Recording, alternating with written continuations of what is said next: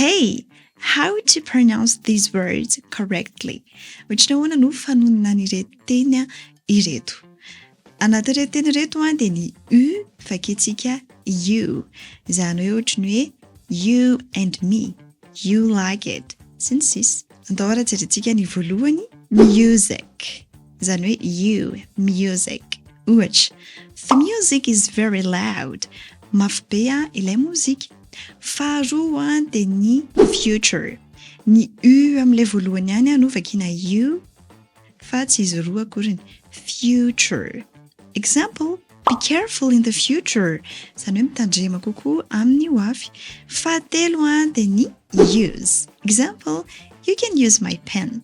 Afaka ampiasainao ny stylo. Ary ny fahaefatra farany dia ny mute. Izay midika hoe fonona ny feo. Tsy asiana feo izany. Example, please mute the TV. Izany hoe fonoa feo an'ilay télé azafady.